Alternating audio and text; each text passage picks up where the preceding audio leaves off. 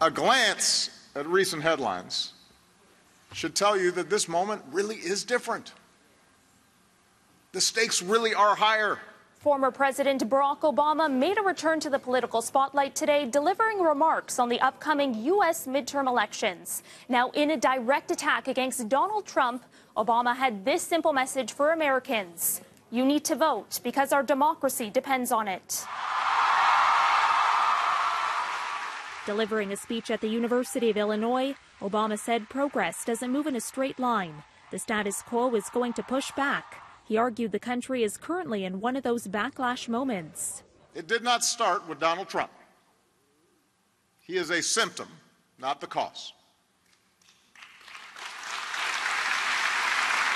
Throughout his speech, Obama talked about how Americans were living in dangerous times, criticizing the Republican Party under Trump for undermining global alliances, cozying up to Russia, and capitalizing on resentment. But over the past few decades, the politics of division and resentment and paranoia has unfortunately found a home in the Republican Party.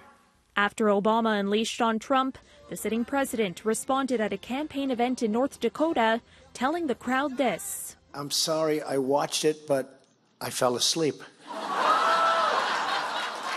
I found he's very good for sleeping. In an apparent response to Obama citing the rise of the far right as the reason for chaos and dysfunction in Washington, Trump, campaigning against Democrats, heightened a sense of urgency for his base. We've got the agenda for the courts, the agenda for the borders. We want borders. We don't want people pouring into our country. We have no idea who they are, where they come from. And, you know, with these lotteries that we have lotteries from countries where people come in through a lottery system. Do you think that these countries are sending us their finest? I don't think so. Now, they would say that's a terrible thing to say. Earlier today, Trump again had his focus on an unsigned New York Times opinion piece. He now wants the Justice Department to investigate who penned it.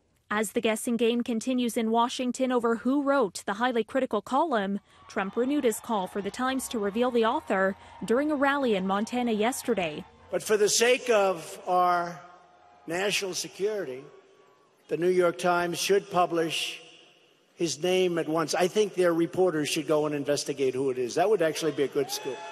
He's now calling for a criminal investigation by U.S. Attorney General Jeff Sessions, though there has been no indication the author violated any laws. The column raises fresh questions about Trump's fitness for office and comes just 2 months before the midterm elections.